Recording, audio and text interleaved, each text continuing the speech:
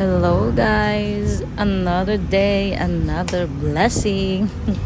Ayan, mukhang maganda ang gising natin. So for today's video, magluluto tayo ng tortang hipon. So ayan, ginagayak ko na siya. Lalagyan ko ng eggs. Ayan. So guys, that is very fresh from the ocean. Oo, as in, talagang makikita mo yung loob ng hipon. Maliliit lang siya. So, nilagyan ko na ng harina. Mekos. May bumili na naman. So guys, late na pala ako nagbukas kasi hindi ko na malayan yung alarm. So around 7 na ako nagbukas. So ako ngayon yung naka-duty in the morning. Si Habi tulog pa. So mamaya yan mga before lunch. Yan na yan mga 11 to 12. So ayan. Linis muna tayo kasi ang daming natapon na harina. So guys, kumusta ang inyong araw? Ang aking araw is the same as usual. Ayan, nasa tindahan lang palagi. Walang time gumala. That is the life ng mga entrepreneur. Nakapaghiwa na ako ng mga sibuyas, garlic, at saka konting habang sili. So mekos na natin yan. At saka nilagyan ko na rin ng ginisa mix. Tips pala guys, yung hipon, huwag nyo palang lagyan ng asin kasi maalat na yan siya. Actually, ngayon ko lang siya na perfect talaga na tama lang yung lasa, yung alat. Kasi nung paraan, parang lagi kong nilalagyan ng asin. So, di na pala kailangang lagyan. Ayan guys, yan yung natira. So, pinapakita ko lang sa inyo kung gano'n siya ka-fresh. Ayan, time-lapse na muna tayo kasi may mga bumibili na. Ayan, tingnan nyo. Medyo busy si girl dyan. Ayan. So guys, ayan, niluluto na namin yan. Sarap, nakakatakam na siya talaga, promise. Ayan na siya, golden brown. Ang sarap. So, nagpe-prepare na tayong kumain ng breakfast dyan. At yung delivery ko dumating, beers at saka soft drinks. Tigi-isang piece lang yan. So, ayan si Richelle, my friend. Hello. Nagluluto din siya dyan. Inaayos ko yung karton dyan kasi papalitan ko yung isang case ng soft drinks. Hindi kasi nag-move masyado. So, buti pwedeng palitan. In exchange dun sa isang nag-move talaga. Ayan.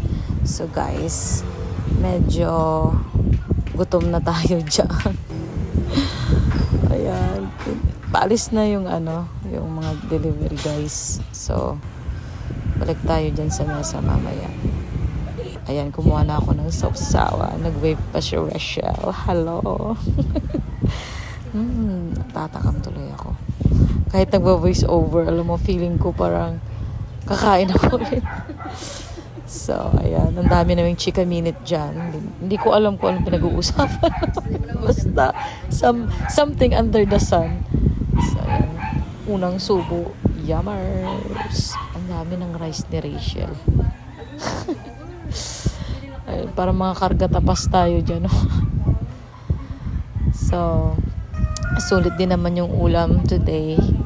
Kasi kahit isang klaseng ulam lang. Pero, sampat. Nakakamiss din. Ang tagal ko din nakakain ng hipon. Tortang hipon.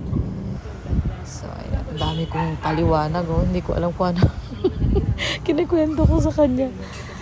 Sarap kumain ng may kasama. Ayan, may bumili. Yan ang sinasabi ko sa inyo guys. 'Di ba?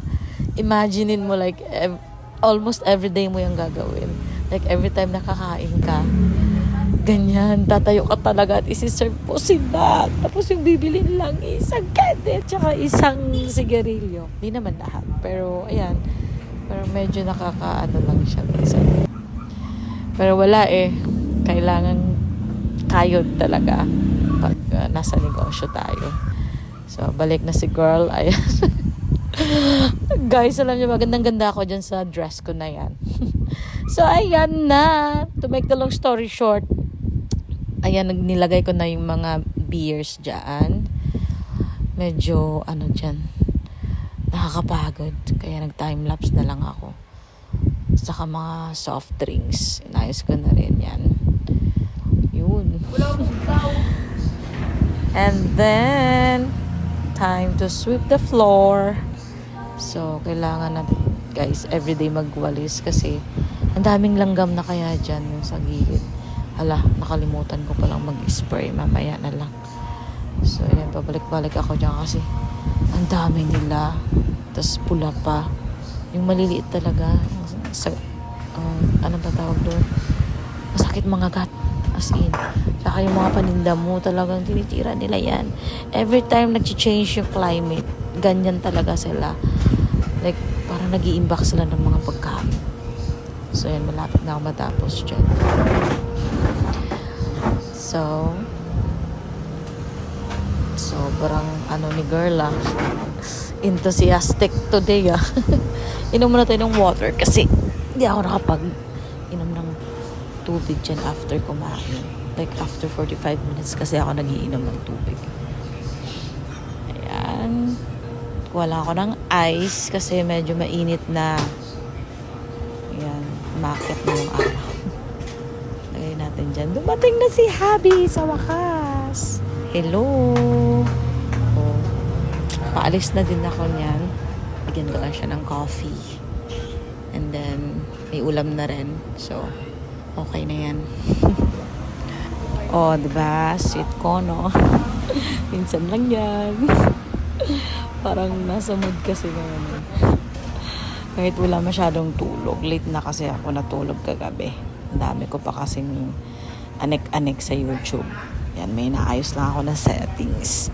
So, guys, kumusta ang inyong mga tindahan dyan? Kumikita ba? Sana all kumikita.